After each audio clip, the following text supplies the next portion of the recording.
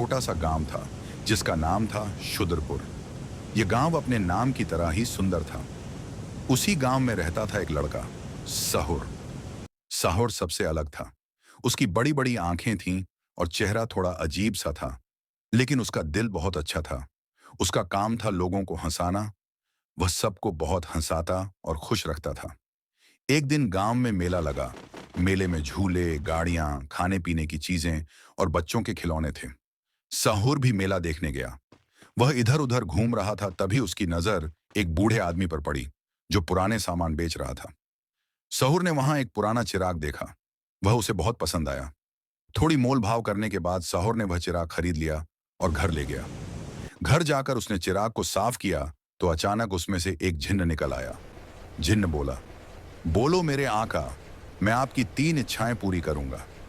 साहुर ने तुरंत कहा, मुझे सुंदर बना दो, ये अजीब चेहरा नहीं चाहिए।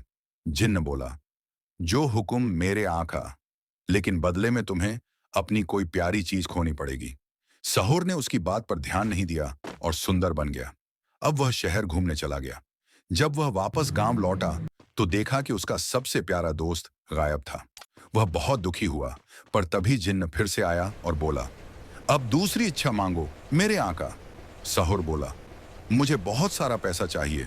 जिन्न बोला, जो हुक्म मेरे आका। अब सहुर अमीर बन गया। वह पैसा, महल, गाड़ियों में खो गया और अपने दोस्त को पूरी तरह भूल गया।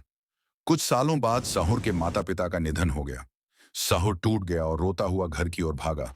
तभी जिन्न फिर से प्रकट हुआ और बोला, अब तीसरी और आखिरी इच्छा मांगो मेरे आका। सहुर थोड़ी देर चुप रहा, फिर रोते हुए बोला, मुझे कुछ नहीं चाहिए, न सुंदरता न पैसा।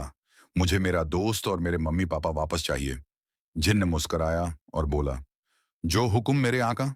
जिन्न ने चुटकी बजाई और सब कुछ वैसा ही हो गया जैसा पहले था। सहुर फिर से मेले में था। न सुंदर चेहरा था, न पैसा, लेकिन उसका दोस्त और उसके माता पिता वहीं थे।